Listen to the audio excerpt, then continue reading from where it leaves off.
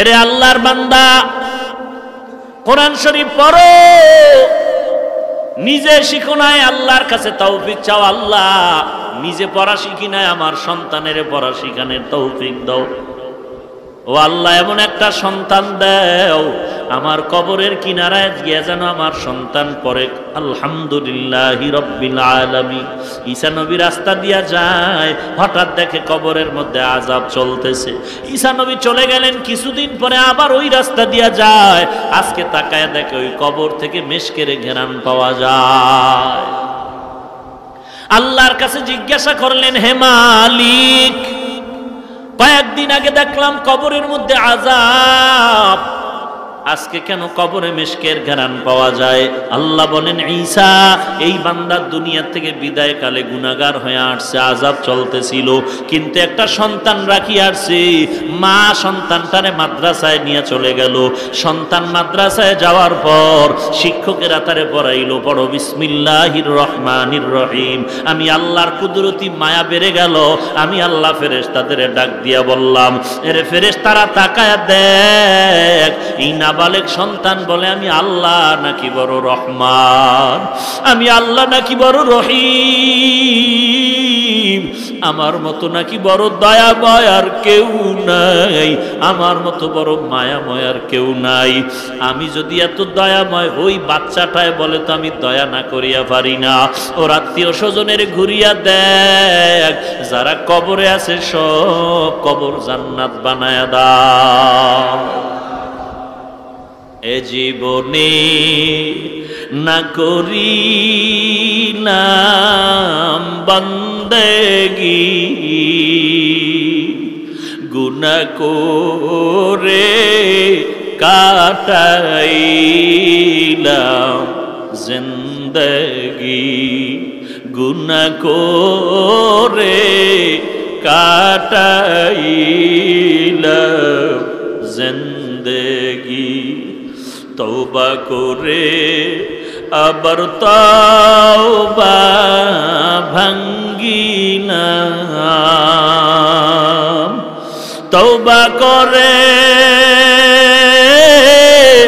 আবার তওবা ভাঙ্গিলাম,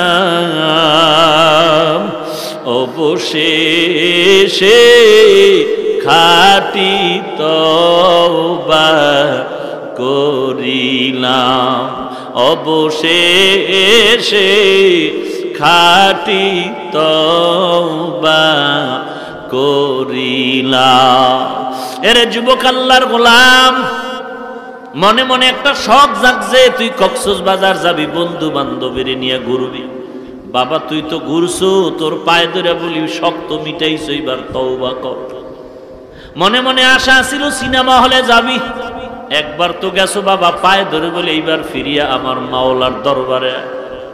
কারণ আমার মাওলা বারবার সতর্ক করে, ওই কবর কিন্তু ভয়ঙ্কর, ওই কবরের আযাব সহ্য করতে পারবা না, ভয়ঙ্কর আযাব, দুই পার্শ্বের মাটির চাপ।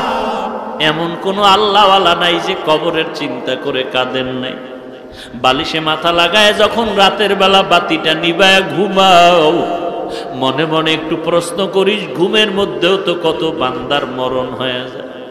সকালবেলা যদি আমার মা আইসা ডাকে আর বলে, বাবা ওঠ আর ঘুমাইও না, আইসা যদি দেখে পুরা বডিটা শক্ত হয়ে গেছে আর পুরা বরফের মতো বডিটা ঠান্ডা, মা চিল্লায় বলবে, তোরা কে আছো, আয়, আমার সন্তান দুনিয়াতে আর জিন্দা নেই। বাবায় কাঁদবে, মা কাঁদবে, তোর কোনো আওয়াজ হবে না। ওদিকে কেউ যাবে ইমামের খবর দিতে, হুজুর কোথাও যাবেন না, আমার সন্তানের জানাজাটা পড়ানো লাগবে। কেউ যাবে বাঁশ কাটার জন্য, বাঁশ বাগানে কবর খনন করার জন্য। কেউ যাবে তোরে জীবনের গোসলটা দেওয়ার জন্য, পানি গরম করতে থাকবে। কেউ কলা গাছের পাতা কাটার জন্য যাবে। এইবার তোর জানাজা চিরতরে পরাণের জন্য গোসল করায় নিয়ে যাবে। মা পর্দার আড়াল থেকে বলবে, আমার বাবারে আর একবার একটু আমারে দেখায় না, আমি আর সহ্য করতে পারি না। এরে আল্লাহর বান্দা, চিন্তা কর, এক এক করে সবাই চলে যাচ্ছে, তোমার আমার একদিন চলনের ডাক এসে যাবে। কিন্তু একটু চিন্তা কর, কি রেখে যাচ্ছ দুনিয়াতে, আর সঙ্গে কি নিয়ে যাইতেছ। আল্লাহর কাছে তওবা কর, খাঁটি মনে তওবা কর। আল্লাহ, আমার মতো কত যুবক স্কুল কলেজ ভার্সিটিতে পড়ে, নামাজ ছাড়ে না? নাই? আমার মতো কত যুবক র্যাব আর্মি পুলিশের চাকরি করে, নামাজ ছাড়ে না। আমার মতো যুবক ড্রাইভারি করে, নামাজ বাদ দেয় না। আমার মতো যুবক কোটি টাকার ব্যবসা করে, এক টাকাও হারাম খায় না। আমার মতো যুবক আল্লাহ তোমার প্রিয় বান্দা হয়ে গেছে, তওবা করে। আর কতবার বলবো রে ভাই। সেদিন এক যুবক ৩-৪ দিন আগে মাদ্রাসায় আসলো, টাই প্যান্ট শার্ট পরা, ওই শনিয়াকড়া রায়েরবাগ থেকে। বলল, আমি বললাম ভাই কেন আসছো? বলে আমার বাড়ি বরগুনা। কেন আসছো? বলে দোয়ার জন্য। আমি বললাম দোয়ার জন্য তো এমনি কেউ আসে না, জরুরত কোনো কথা আছে কিনা? বলে কোনো কথা নাই। কাছে ডাকলাম, প্যান্ট শার্ট টাই পরা যুবকটা বলতেছে, হুজুর বহু আগে আপনার একটা বয়ান শুনলাম, কয়েক মাস আগে। শোনার পরে আমি রায়েরবাগ শনিয়াকড়া একটা ব্যাংকে চাকরি করি, উপরের লেভেলে 40,000 টাকা রানিং বেতন। ওই বয়ানের পরে আমি ওই চাকরিটা ছেড়ে দিয়েছি। আমি বললাম ভাই, ব্যাংকে চাকরি যারা করে সব কি জাহান্নামে যাবে? তুমি ছাড়লা কেন? বলে তা আমি জানি না, কিন্তু বয়ানের পরে আমার বেতন এমন আসর শুরু হয়ে গেল, আমি নিজে নিজে ভাবলাম, আমি উপরের চেয়ারে বৈশা দেখলাম যে এই টাকাগুলো আমাদের ভাগ্যে আসতেছে বেতন হিসাবে, আমার কাছে পরিপূর্ণ এটা আল্লাহর মহব্বতের মনে হয় নাই। অতএব আমি সিদ্ধান্ত নিয়ে চাকরি ছেড়ে দিলাম। 40,000 টাকা বেতনের সিদ্ধান্ত নিলাম, প্রয়োজনে না খায়া কষ্ট করব, কিন্তু হারামের একটা বিন্দু কণা ভেতরে আর ঢুকাবো না। এরে যুবক, ও পারলো, তুই কেন পারো না? আসলে জাহান্নামের ভয় তোর অন্তরে নাই, আযাবের কবরের ভয় তোর অন্তরে নাই। আল্লাহর নবীর হাদিস মিথ্যা মনে করেছো, আল্লাহর কোরআনকে মিথ্যা মনে করে বসছো। অথচ আল্লাহ স্পষ্ট কোরআনে বলেন, ইন্নাল আবরারা লাফি নাঈম ওয়া ইন্নাল ফুজ্জারা লাফি জাহিম। নেক আমলওয়ালা জান্নাতে যাবে, গুনাহগারেরা জাহান্নামে যাবে। এখন তুমি কতটুকু নেক আমল করো, কতটুকু গুনাহ করো, হিসাব মিলাও, হিসাব মিলাও। আল্লাহর কাছে তওবা করো, মালিক আর গুনাহ করব না, নামাজ ছাড়ব না, বেপরদায় চলবো না, মা বাবারে কষ্ট দিব না, আলেম ওলামাদের বিরোধিতা করব না, আমার হিসাবটা মিলাই আমি কবর দেশে যাব। আল্লাহর কোরআন পড়ো, আল্লাহর কোরআন পড়াও, নিজে পড়ো, শিখো, মাদ্রাসার অভাব নাই। আল্লাহর মোহাব্বতের তওবা করে এখান থেকে উঠে যাও, আল্লাহর কাছে গুনার কথা স্মরণ করে কাঁদো।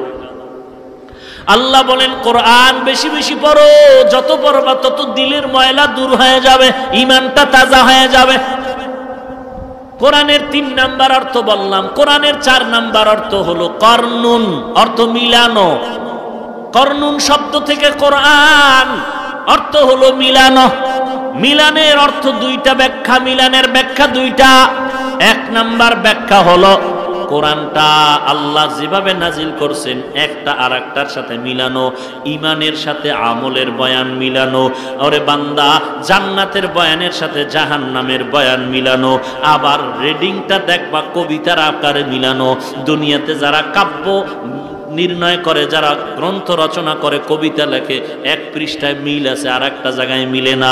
কিন্তু আল্লাহ তাআলা এমন সুন্দর করে কোরআনের আয়াতগুলো মিলায়ে দিলেন। আর রহমান আল্লামাল কুরআন খালাকাল ইনসান, আছে না মিলানো? ইজা ওয়াকাতিল ওয়াকিআ লাইসা লিওয়াকাতিহা কাযিবা, ইজা ওয়াকাতিল ওয়াকিয়া, সব মিলায়ে মিলায়ে দিলেন। কুল ইয়া আইয়ুহাল কাফিরুন লা আ'বুদু মা তা'বুদুন, আছে না নাই? এমন সুন্দর একটা কোরআন বান্দা সব মিলায়ে মিলায়ে দিলেন। যেখানে ইমানের কথা সেখানে আমলের কথা মিলানো, যেখানে আযাবের কথা সেখানে সুসংবাদের কথা মিলানো, মিলায়ে মিলায়ে দিলেন। কোরআনের 4র্থ অর্থ হলো মিলানো করনুন থেকে। মিলানের 2 নাম্বার ব্যাখ্যা হলো কোরআনের সাথে হেদায়াত মিলানো। কি মিলানো? কেমন মিলানো? আলোটা যেমন মিলানো, বাতির সাথে আলোটা যেমন মিলানো, ফুলের সাথে ঘ্রাণটা যেমন মিলানো, ঠিক কোরআনের সাথে হেদায়াত মিলানো। অর্থাৎ কোরআন যার সিনা লাগবে হেদায়াত পাবে না, হতে পারে না। ওমরের কাছে কোরআন ধাক্কা দিয়া হেদায়াতটার সাথে মিলায়ে দিল। কথা ঠিক নেই? বলে কেমন মিলানো? বলে দুনিয়ার সূর্যের রং, সূর্যের সাথে যেমন আলোটা মিলানো, বাতির সাথে আলোটা মিলানো, ফুলের সাথে ঘ্রাণটা মিলানো, কোনো একদিন ঘ্রাণটা ফুলের সাথে আলাদা হয়ে যাবে, সূর্যের থেকে আলোটা আলাদা